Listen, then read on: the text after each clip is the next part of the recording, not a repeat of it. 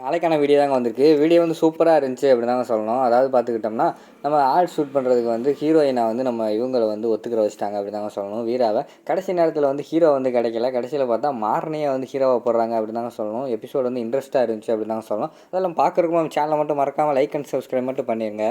First எடுத்தோன்னே அந்த director இருக்கார்ல, அந்த டேரக்டர் வந்து இந்த பொண்ணே பக்கத்து வீட்டு பொண்ணு மாதிரி இருக்குது, இந்த பொண்ணே நடிக்க வச்சிருவோம் அப்படிங்கிற மாதிரி சொல்லிட்டு இருக்க மாதிரி காட்டிகிட்டு இருக்காங்க. வீரா வந்து நம்ம மாறனை வந்து முறைச்சி பார்க்காங்க. என்ன எதுக்கு முறைச்சி பார்க்க, இதுக்கெல்லாம் காரணம் நான் கிடையாது, இவன் ராகவன் தான் சொன்னான், ராகவன் தான் பக்கத்து வீட்டு பொண்ணு வேணும்னு சொன்னான், அவர் என்ன உடனே சொல்கிறார், எனக்கு அதுக்கு சம்மந்தம் கிடையாது பார்த்துக்கோ அப்படிங்கிற மாதிரி சொல்கிறாங்க. அடுத்து ராகவன் வந்து கன்வின்ஸ் பண்ணி பார்க்காங்க, வீரா தயவுசெய்து ஒத்துக்கோ, நம்ம கடை ஆடுதானே, ஒத்துக்கலாம்ல அப்படிங்கிற மாதிரி சொல்கிறாங்க. இல்லை மாமா எனக்கெல்லாம் இன்ட்ரெஸ்ட் இல்லை, அதெல்லாம் வேண்டாம் அப்படிங்கிற மாதிரி சொல்கிறாங்க. நான் வேணா அம்மாட்ட பேசுகிறேன், ஒத்துக்கிறியா அப்படிங்கிற மாதிரி சொல்கிறாங்க. இல்லை மாமா வேண்டாம் அப்படிங்கிற மாதிரி சொல்கிறாங்க. டேய் அதெல்லாம் வேண்டான்னு சொல்கிறாள், வேண்டாம் பறையண்டா அவளை பிடிச்சி தொந்தரவு பண்ணியிருக்கா, வாடா வாடா அப்படின்னு சொல்லிட்டு மாறன் வந்து ராகவன் வந்து இழுத்துட்டு போகிற மாதிரி காட்டிக்கிட்டு இருக்காங்க. அடுத்த சீனில் வந்து நம்ம கண்மணி ராஜேஷோட அம்மாவை தான் காட்டிக்கிட்டு இருக்காங்க. கண்மணி வந்து சொல்லிக்கிட்டு இருக்காங்க, கல்யாண வேலையெல்லாம் எப்படியே போய்கிட்டு இருக்கு அப்படிங்கிற மாதிரி சந்தோஷப்பட்டுக்கிட்டு இருக்காங்க. நீ தான் அப்படி சொல்லிக்கிட்டு இருக்க, ஆனால் எனக்கு ஒன்றும் கல்யாண வேலையெல்லாம் போன மாதிரியே தெரியலையே அப்படிங்கிற மாதிரி வந்து ராஜேஷோட அம்மா சொல்கிறாங்க. அதெல்லாம் ஒன்றும் கிடையாது, எல்லாமே போக வேண்டிய நேரத்தில் போய்கிட்டே தான் இருக்குது, ஆனால் நான் சும்மா விட மாட்டேன், இந்த கல்யாணத்தை வந்து எப்படியாவது இந்த கல்யாணத்தில் இவங்க வந்து ஆண்டியாக்காம விட மாட்டேன் அப்படிங்கிற மாதிரி சொல்லிக்கிட்டு இருக்காங்க. என்னடி பண்ண போகிற அப்படிங்கிற மாதிரி கேட்டவனையும் வரதட்சணை தான் அப்படிங்கிற மாதிரி வந்து கண்மணி சொல்கிறாங்க. மாப்பிள்ளை வீட்டுக்காரங்க தான் வரதட்சணை வேண்டான்னு சொல்லிட்டாங்களே அப்படிங்கிற மாதிரி சொல்கிறாங்க. அவங்க சொல்லலாம், ஆனால் நான் விட மாட்டேன், ராமச்சந்திரன் சாரை வந்து எப்படியாவது இந்த பிரச்சனைக்குள்ளே கோர்த்து விட்டு யாருக்குமே தெரியாமல் வரதட்சணை கொடுக்குற மாதிரி பண்ண போகிறேன், கடைசியில் இதுலேயே அவர் பெரிய ஆண்டி ஆயிடுவார், இப்படி நீ செஞ்சேன்னா அவர் வந்து கல்யாணமே வேண்டான்னு சொல்லிடுவாருடி அப்படிங்கிற மாதிரி ராஜேஷோட அம்மா சொல்கிறாங்க. அதெல்லாம் கிடையாது அத்தை, கண்டிப்பாக பாருங்கள், அவர் வந்து எங்கள் வீட்டுக்கு ஏற்பட்ட இழப்புக்கு அவரோட சொத்தையே எழுதி தர அளவுக்கு அவர் குற்ற உணர்ச்சி இருக்குது, அதுதான் நம்மளோட பலம், கண்டிப்பாக வந்து அவர் என்ன கேட்டால் செஞ்சு தான் ஆவார் பாருங்கள், அதுக்கடுத்து அந்த கடையை க்ளோஸ் பண்ணுறேன், இந்த குடும்பத்தை சீரழிக்காமல் நான் விட மாட்டேன் அப்படிங்கிற மாதிரி வந்து கண்மணி அந்த இடத்துல பேசிக்கிட்டு இருக்கிற மாதிரி காட்டிக்கிட்டு இருக்காங்க. கொஞ்ச நேரம் கழித்து பார்த்தா அங்கனக்குள்ள நம்ம வீராவோட கடையை காட்டிக்கிட்டு இருக்காங்க. வீரா வந்து வேலை பார்த்துக்கிட்டு இருக்காங்க. அங்கிட்டு இருந்து அவருக்கு பேசுனாங்களே மாப்பிள்ளை ஆனந்து, அவர் வந்து கடைக்கு வர்ற மாதிரி காட்டுறாங்க. அவர் வர்றதை பார்த்தோன்னே நம்ம மாறன் விறுவிறுன்னு போய் வாங்க வாங்க வீரா பார்க்க வந்தீங்களா, வாங்க உட்காருங்க எல்லோரும் பார்த்துக்கோங்க, இதுதான் வந்து வீராவோட மாப்பிள்ளை அப்படின்னு சொல்லிட்டு எல்லாத்தையுமே அறிமுகப்படுத்தி நம்ம வீரா பக்கத்துக்கு கொண்டு போய் உட்கார வைக்காங்க. நீங்கள் எதுவும் சாப்பிட்றீங்களா, கூல்ட்ரிங்க்ஸ் வேணுமா அப்படின்னு சொல்கிறாங்க. அதெல்லாம் வேண்டாம் அப்படிங்கிற மாதிரி சொல்கிறாங்க. அடுத்து வீரா வந்து கேட்குறாங்க, என்ன விஷயம், எதுக்காக வந்தீங்க அப்படின்னு கேட்டோடனே உங்களை பார்க்க தான் வந்தேன் அப்படிங்கிற மாதிரி சொல்கிறாங்க.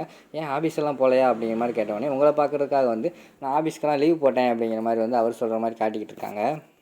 அடுத்து நம்ம வீரா இருக்காங்களா, வீரா வந்து எனக்கு கொஞ்சம் ஒர்க் இருக்குது அப்படிங்கிற மாதிரி சொல்கிறாங்க. அதெல்லாம் ஒன்றும் இல்லை, அக்கௌண்ட்ஸ் எல்லாம் முடிஞ்சு, நீங்கள் தைரியமாக பேசலாம் அப்படிங்கிற மாதிரி வந்து மாறன் வந்து ஏற்றி விட்றாங்க.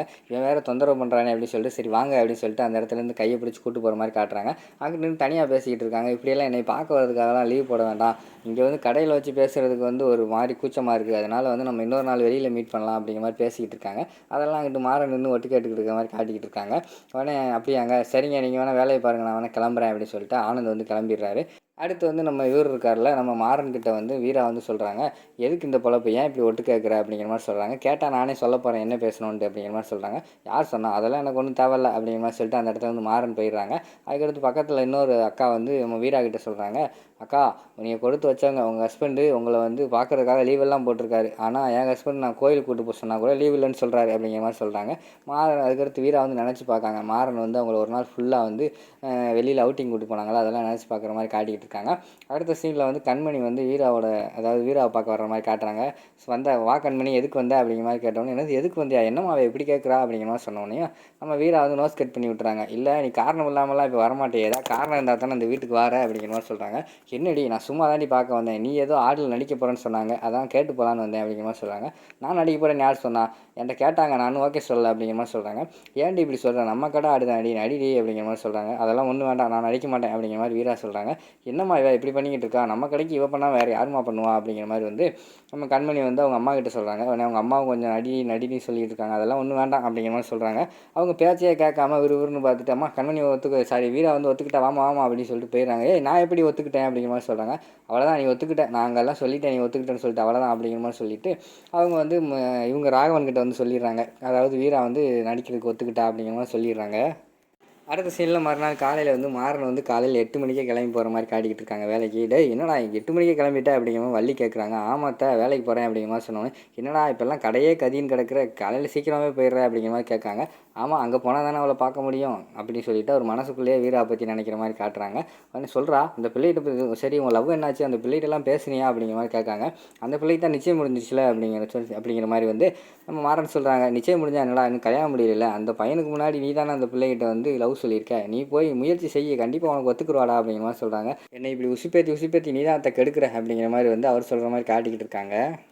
சரிடா, இன்றைக்கி என்னமோ ஷூட்டிங் நடக்குதாங்களே, என்னை கூட்டு போ அப்படிங்கிற மாதிரி சொல்கிறாங்க. நீ எதுக்கு, நீ எல்லாம் அங்கே வர வேண்டாம் அப்படிங்கிற மாதிரி சொல்கிறாங்க. ஏய் என்னடா, நான் ஷூட்டிங் பார்த்ததே இல்லை, வீரா வேறு நடிக்கிறான்னு சொன்னாங்களாமே, வீரா வேறு நடிக்கிறத பார்க்கணும், நான் வாரேன்டா அப்படிங்கிற மாதிரி சொல்கிறாங்க. அதெல்லாம் ஒன்றும் வேண்டாம், நீ வீட்டில் இரு, அங்கே வந்து எடுத்த சீனையே திருப்பி திருப்பி எடுத்துக்கிட்டு இருப்பாங்க, உனக்கு கச்சலாத்தியாக இருக்கும், நீ வீட்டில் இரு அப்படின்னு சொல்லிட்டு போயிடுறாங்க. அங்கே எல்லாமே ஷூட் எடுக்கிறதுக்கான அங்கே கடையில் வந்து எல்லாமே செட்டப் பண்ணி வச்சுருக்கிற மாதிரி காட்டுறாங்க. அப்போது வந்து நம்ம வீரா வந்து மேக்கப் போட்டுக்கிட்டே இருக்காங்க. இங்கிட்டிருந்து மாறன் வந்து நம்ம வீராவை சைட் அடிச்சுக்கிட்டு இருக்கிற மாதிரி காட்டிக்கிட்டு இருக்காங்க. திடீர்னு பார்த்தா அவரோட அசிஸ்டண்ட் வந்து ஓடி வராரு. என்னையா அவன் வந்துட்டானா அப்படிங்கிற மாதிரி கேட்டவொடனே, சார் நமக்கு நடிக்க வர்றேன்னு சொன்னவன் வந்து இன்றைக்கி வேறு ஒரு ஆளுக்கு போயிட்டான் சார், அவன் வரல அப்படிங்கிற மாதிரி சொன்னோடனே நம்ம ராகவன் வந்து என்ன சார் இப்படி ஆயிடுச்சு, நிறைய செலவு பண்ணியிருக்கேன் சார், இன்றைக்கி எடுக்கலாம் நிறைய லாஸ் ஆயிரும் அப்படிங்கிற மாதிரி சொல்கிறாங்க.